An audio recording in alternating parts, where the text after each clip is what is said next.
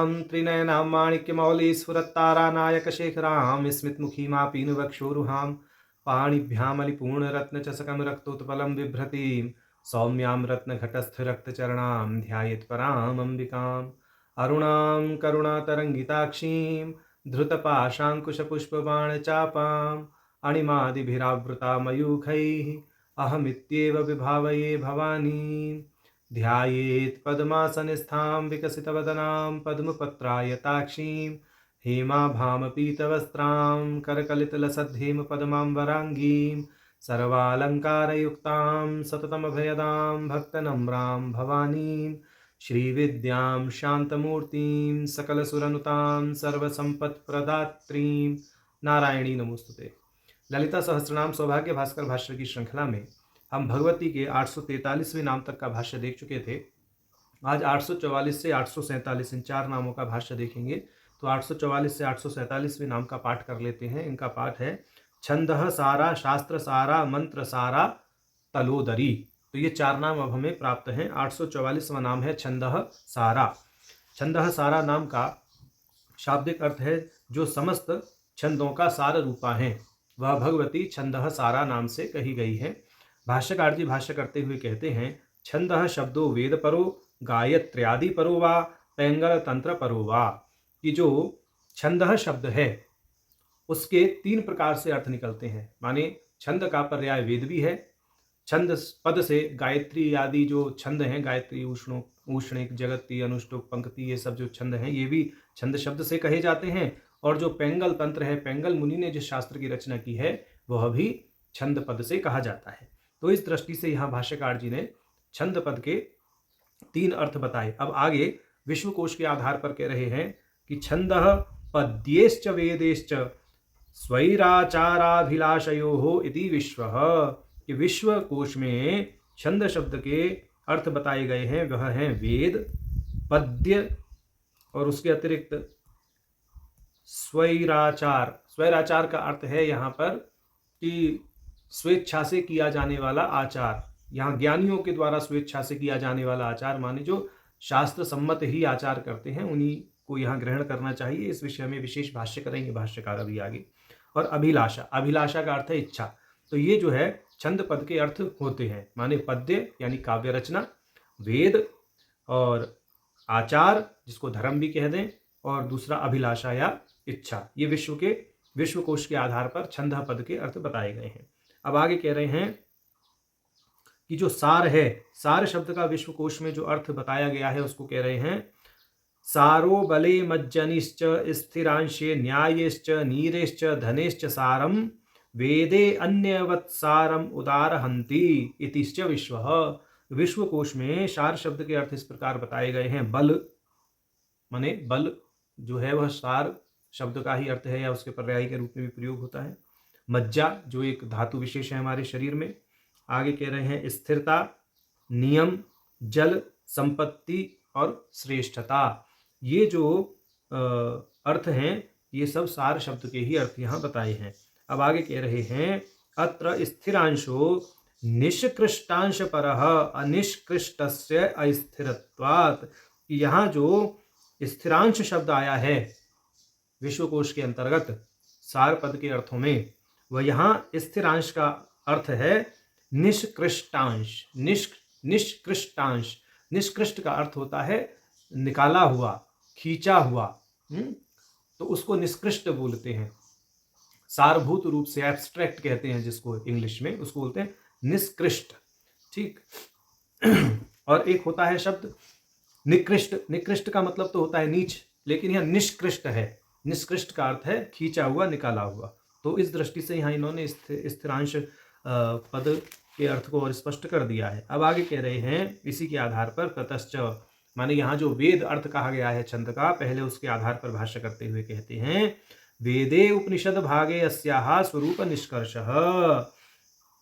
ये जो भगवती हैं वह वेद के उपनिषद भाग में वर्णित है। माने वेद के उपनिषद भाग में भगवती अर्थात परम तत्व का स्वरूप ही सार रूप से प्रतिपादित किया गया है, ऐसा समझना चाहिए। अतः उनका नाम छंदः सारा मान्य है। यहाँ भाष्यकार जी ने कह दिया और छंदः सुसारो निष्कर्षो यस्या इति विग्रह, और इस नाम का विग्रह इस प्रकार होगा कि छंद अर्थात वेदों में जिनका सार या निष्कर्ष प्रतिपादित है वह भगवती छंदः सारा नाम से कही गई है। अब गायत्री आदि जो छंद हैं उनके आधार पर कह रहे हैं नाम का भाष्य। गायत्री आदि छंदसु निष्कृष्टम रूपम गायत्री मंत्र, कि जो गायत्री आदि छंद हैं उनमें सार रूप गायत्री मंत्र है। तस्यापि निष्कर्षः पंचदशी, और उस गायत्री मंत्र का भी सार रूप पंचदशी मंत्र है। तद इदम उक्तम वरीवस्या रहस्य अस्माभि, ऐसा भाष्यकार जी द्वारा लिखे गए ग्रंथ वरीवस्या रहस्य में भी भाष्यकार जी ने कहा है। यहाँ वह उसका प्रमाण दे रहे हैं, कह रहे हैं तज ज्ञानार्थम उपाया विद्यालोके चतुर्दश प्रोक्ताः तेष्वपिश्च सारभूता वेदाः तत्रापि गायत्री तस्यारूप द्वितयं तत्रयकं यत् प्रपठ्यते स्पष्टं वेदेषु चतुरस्वपि परमत्यन्तं गोपनीयतरम् कामो योनि कमलेत्येव संकेतितैः शब्दैः व्यवहरति न तु प्रकटम याम विद्या वेद पुरुषोपि। ये कह रहे हैं कि वरीवस्या रहस्य में हमने यह प्रतिपादित किया है कि वह जो ज्ञान है उस ज्ञान के लिए 14 विद्याएं प्रतिपादित की गई हैं। 14 विद्याएं कौन सी? 4 वेद, 6 वेदांग, पुराण, न्याय, मीमांसा और धर्मशास्त्र। ये 14 मिलाकर के 14 विद्याएं कहलाते हैं। और ये किसके लिए हैं? उसी ज्ञान के लिए हैं, उसी परम ज्ञान के लिए हैं। ठीक। और ये जो 14 विद्याएं प्रतिपादित की गई हैं उस परम ज्ञान के लिए, उनमें सारभूत जो है वेद हैं। माने इन 14 विद्याओं में जो वेद हैं वह सारभूत हैं। 14 विद्याओं का सार वेद है और उनमें भी सारभूत गायत्री है। माने वेदों का भी सार गायत्री है। अब गायत्री के भी 2 रूप हैं। जो पहला रूप स्पष्ट है वो तो उच्चारित किया जाता है। उच्चारित माने जनलोक में जो गायत्री मंत्र बोला जाता है उसके लिए कह रहे हैं। और दूसरा पूर्णतः चारों वेदों में गोपनीय है, वह कहीं वेद में कहा ही नहीं गया है। और जिसको वेद पुरुष भी सांकेतिक शब्दों में ही कहते हैं। और कैसे सांकेतिक शब्दों में कहते हैं? काम योनि कमला, इस दृष्टि से जो मंत्र है अभी आगे कहेंगे उसको बताएंगे। तो इस प्रकार से व्यवहार की जाती है दूसरी गोपनीय गायत्री, माने जो पंचदशी मंत्र है उसी की ओर संकेत करते हुए कह रहे हैं। अर्थात यह जो है गोपनीयता इसकी यहाँ पर ख्यापित होती है पंचदशी मंत्र की, और यह गायत्री का भी सार कहा गया है, ऐसा यहाँ कहने का तात्पर्य है। इसलिए जो पंचदशी मंत्र है वो भगवती का ही स्वरूप है, भगवती का ही विग्रह है, और वह समस्त छंदों का सार है, गायत्री का भी सार है। इसलिए भगवती का नाम छंदः सारा कहा गया है। अब आगे कह रहे हैं इसी पंचदशी मंत्र का जो कूट संकेत उन्होंने वरीवस्या रहस्य के अंतर्गत किया है, अब उसके पूरे मंत्र को यहाँ कहेंगे। कह रहे हैं आथर्वणेऽपि त्रयपुरसूक्ते षोडश ऋचे, की आथर्वण में भी त्रयपुर सूक्त की 16वीं ऋचा यह कहती है कामो योनि कमला वज्रपाणी गुहा हसा मातरीश्वाभ्रमिन्द्रः पुनर्गुहा सकला माययाश्च पुरुच्यैषा विश्वमाताश्च विद्या। तो ये कह रहे हैं काम अर्थात ककार, योनि अर्थात एकार, कमला अर्थात ईकार, वज्रपाणी अर्थात इंद्र जिसका संकेत लकार से किया जाता है, गुहा हृल्लेखा को कहते हैं, ह और स वर्ण, फिर मातरीश्वा अर्थात वायु, ये पुनः ककार का द्योतक है, अभ्र अर्थात हकार, पुनः इंद्र अर्थात लकार, पुनः गुहा अर्थात हृल्लेखा, और स क ल ये 3 वर्ण, और उसके बाद में पुनः माया बीज अर्थात हृल्लेखा। यह सर्वात्मिका जगन माता की मूल विद्या है और यही ब्रह्म रूपिणी है। इति अस्याम ऋचि कादि विद्याया उद्धारः। तो इस ऋचा में कायति विद्या का उद्धार किया गया है। अब पेंगल तंत्र शास्त्र के आधार पर कह रहे हैं भाष्यकार जी। माने पहला भाष्य जो इन्होंने छंदः सारा नाम का किया वह किया वेद अर्थ लेकर के छंद का। दूसरा भाष्य जो किया है वह छंद का अर्थ गायत्री आदि छंद लेकर के किया। अब तीसरा जो यह भाष्य करने जा रहे हैं ये पेंगल मुनि के शास्त्र के आधार पर संकेत करेंगे। कहेंगे पेंगल तंत्रे ही द्विकौ ग्लौ मिश्रौश्च इति सूत्रद्वयेन महाप्रस्तारः प्रतिपादितः स चानवधिकस्यापि शब्दजालस्य निशेषेण ज्ञानोपायः स च छन्दो भास्करेव अस्माभिः प्रकटीकृतः छन्दशास्त्रे। ये कह रहे हैं कि पैंगल तंत्र में 2 सूत्र हैं, द्विकौ गिलौ और मिश्रौ च। इसके द्वारा संपूर्ण श्री चक्र अर्थात जिसको महाप्रस्तार भी बोलते हैं उसकी व्याख्या की गई है और यह भी बताया गया है कि शब्दों की संख्या अनंत है और वे सभी इस महाप्रस्तार में सम्मिलित हैं। ऐसा भाष्यकार जी ने अपना एक ग्रंथ है उनका छंदो भास्कर, उसमें भी स्पष्ट किया है। अर्थात अब ये कह रहे हैं बलम महात्म्यम यस्या वैखर्याः सरस्वत्या इत्यर्थः, कि ये भाष्यकार जी कह रहे हैं कि हम यह कहना चाहते हैं जिसके बल या महात्म्य का कथन वैखरी सरस्वती के द्वारा शास्त्रों में विभिन्न छंदों के रूप में किया गया है वह भगवती छंदः सारा कही गई हैं और पैंगल मुनि ने जो छंद शास्त्र की रचना है वह ऐसी ही भावना से की है, ऐसा समझना चाहिए। अब आगे नई दृष्टि से भाष्य कर रहे हैं और यहाँ वह भाष्य कर रहे हैं अब जो विश्वकोश में छंद का अर्थ धर्म बताया गया है, जिसको हमने स्वैराचार भी कहा है, आचार अर्थात धर्म, इस दृष्टि से। अब ये कहते हैं, अच्छा भाष्य किया है, यत्र यत्र मनस्तुष्टिर्मनस्तत्रैव धारयेत तत्र तत्र परानंदः स्वरूपम संप्रकाशते। ये विज्ञान भैरव की वस्तुतः 50वीं धारणा है। ये कह रहे हैं इति विज्ञान भैरव भट्टारके कि विज्ञान भैरव में कहा गया है जहाँ जहाँ मन को संतोष प्राप्त होता है वहीं धारणा के द्वारा मन को लगाना चाहिए, वहीं परमानंद का स्वरूप प्रकाशित होता है।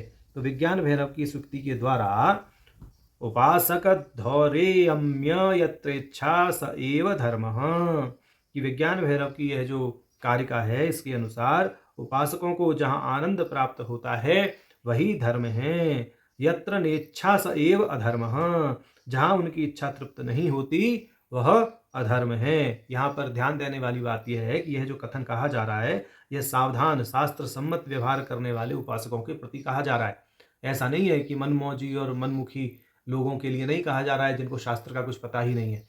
ये ऐसे शास्त्रज्ञ साधकों के लिए कहा जा रहा है जो लोग अपने गुरु परंपरा से जुड़कर शास्त्र के प्रति समर्पित होकर के और भगवत स्मरण करते हैं। ऐसा नहीं है कि उठाया झूला और कुछ भी कर रहे हैं, शास्त्र का आता पता ही नहीं है। तो ऐसे लोगों के लिए कहा है यहाँ पर कि ऐसे उपासकों को जहाँ आनंद प्राप्त होता है वही धर्म है और जहाँ उनकी इच्छा तृप्त नहीं होती वही अधर्म है, क्योंकि ऐसे साधक कभी भी शास्त्र के विपरीत जाकर के आचरण करते ही नहीं है। ऐसा यहाँ पर स्मरण रखना चाहिए। भाष्यकार आगे कहते हैं उक्तंच शाकुंतले अभिज्ञान शाकुंतलम में कहा गया है सताम च संदेह पदेषु वस्तुषु प्रमाणमंतः करण प्रवृत्तयः इति। तो कालिदास जी अभिज्ञान शाकुंतलम में कह रहे हैं संदेहात्मक तथ्यों के संबंध में महाजनों की अंतःकरण की प्रवृत्ति ही अनुकरणीय होती है। माने अगर कहीं संदेह है, शास्त्र भी समझ में नहीं आ रहा, तब ऐसी स्थिति में जो सज्जन लोग हैं, जो महापुरुष लोग हैं, जो शास्त्रानुकूल आचरण करते हैं, उनकी जो मनोवृत्ति है, उनकी जो अंतःकरण की प्रवृत्ति है वही प्रमाण होती है, ऐसा समझना चाहिए। अब आगे कहते हैं समयाचार स्मृति उक्तो निर्बंधोपि प्रौढ़ोल्लासावधिक एव प्रौढ़ांतम समयाचार इति कल्पसूत्रात्। इस समयाचार स्मृति में कहा गया है कि स्मृतियों के नियम और उपदेश तभी तक मान्य हैं जब तक प्रौढ़ोल्लास की प्राप्ति अर्थात मुक्ति की प्राप्ति नहीं हो जाती। परशुराम कल्पसूत्र में भी ऐसा ही कहा गया है कि आचार नियमों का पालन तभी तक आवश्यक है जब तक ज्ञान प्राप्त नहीं होता। अब आगे कह रहे हैं सर्वम एतद अभिप्रेत्य कौलोपनिषदि श्रूयते धर्मो धर्म इति। कह रहे हैं कि कौलोपनिषद की श्रुति भी इसी अभिप्राय को कहती है, धर्मो अधर्मो धर्म।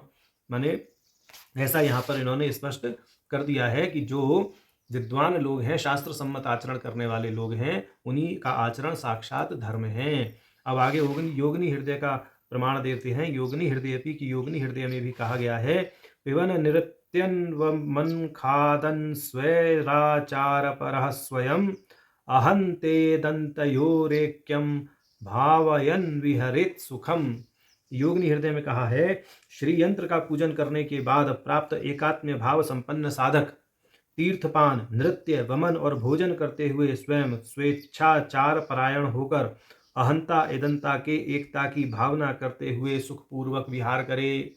तो यहाँ बात क्या है कि श्री यंत्र का पूजन करने के बाद एकात्म्य भाव संपन्न, माने जब एकात्म्य भाव संपन्न आप हो गए उसके बाद में ही, या चाहे आप तीर्थपान करें, चाहे नृत्य करें, चाहे वमन करें, चाहे भोजन करें, तो इस दृष्टि से जब आप स्वेच्छा का अनुपालन करेंगे तो क्या दोष लगेगा? कुछ नहीं। क्यों? क्योंकि मूल में तो परमात्मा के साथ में एकात्म भाव है ही। जब परमात्मा के साथ एकात्म भाव है तो कोई वेद विहित और शास्त्र विरुद्ध आचरण तो लोग करने से रहे, माने वेद सम्मत आचरण ही करेंगे, शास्त्र सम्मत आचरण ही करेंगे, ऐसा कहने का भाव है। अब कहते हैं योगिनी हृदय की यह जो युक्ति है इसके विषय में थोड़ा विस्तार करते हैं। इति युक्ति रीत्येदृश मनः समाधिमताम इच्छा विषयो अर्थो नियमेन धर्म एव भवति ते तद अभिप्राय। ये कह रहे हैं योगिनी हृदय की ये जो कारिका है इसमें निर्दिष्ट कथन का अभिप्राय यह है कि जो साधक अहंता इदंता की एकीभूतता की भावना करके उस पर स्थिर हो जाता है, उसका मन समाधि दशा को प्राप्त कर लेता है, उन साधकों की जो इच्छा है और जो विषय आसक्ति है या जो अर्थ है उस पर वह नियंत्रण रख लेते हैं, माने उनकी इच्छा विषय और अर्थ सब नियमित हो जाते हैं, जिसके कारण वह सदैव धर्म ही करते हैं। ऐसा यहाँ समझना चाहिए। अब कहते हैं स्मृतिष्वपि, मनुस्मृति में भी कहा गया है, श्रुति स्मृति सदाचारः आत्मनस्तुष्टिरेव च इति धर्म प्रमाणेषु मनः प्रवृत्ते गणनम ईदृश समाहित मनः परमेव अन्यथाति प्रसंगातः। ईदृश स्वहिराचरणम सारम न्यायम यस्या इत्यर्थः। ये कह रहे हैं मनुस्मृति में कहा गया है, श्रुति स्मृति में बताया गया आचार ही सदाचार अर्थात धर्म है, इसी से मन को संतुष्टि प्राप्त होती है। कहने का तात्पर्य यह है कि धर्म शास्त्र अनुरूप मनोवृत्ति से समाहित मन वाला जो साधक है उसी को यहाँ पर लक्ष्य किया गया है। इसके अतिरिक्त अन्य कोई अर्थ ग्रहण करना यहाँ अति प्रसंग है। यहाँ इन्होंने स्पष्ट बोल दिया कि धर्म प्रमाणेषु मनः प्रवृत्ति गणनम ईदृश समाहित मनः परमेव अन्यथा अति प्रसंगात, माने ऐसे ही यहाँ पर साधक को लक्ष्य किया जा रहा है जिसका धर्म शास्त्र के अनुरूप मनोवृत्ति से मन समाहित हो गया है।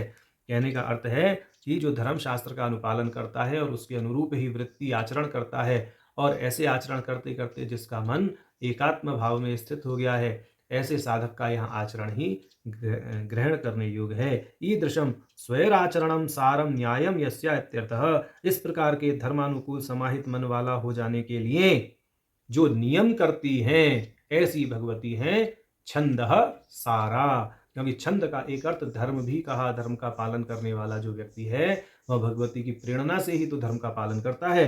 तो इस दृष्टि से यहाँ भगवती का नाम भाष्यकार जी ने बड़ा सुंदर तरीके से व्याख्यायित करते हुए अर्थ किया है।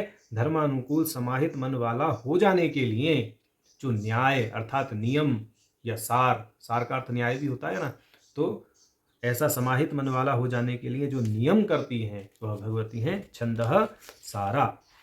अब कहते हैं अभिलाष इच्छा सारो निष्कृष्ट रूपम यस्या इति वा।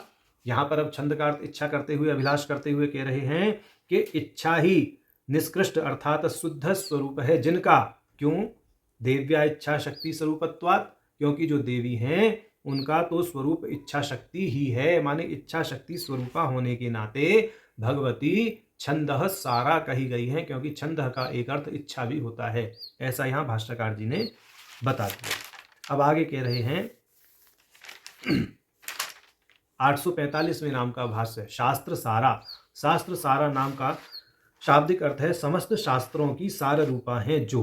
अब आगे कह रहे हैं भाष्यकार एवं उत्तर नाम द्वयेपि, कि अब जो आगे के दो नाम आएंगे शास्त्र सारा और मंत्र सारा, वो दोनों नाम भी शास्त्र योनित्वात् आदि